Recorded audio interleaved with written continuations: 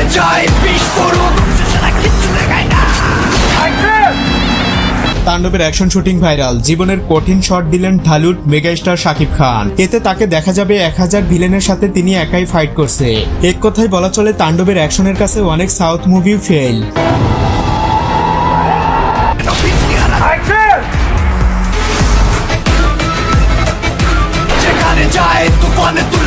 ছবিটিতে এমনই কিছু রাখার কথা জানিয়েছেন নির্মাতা সংস্থা।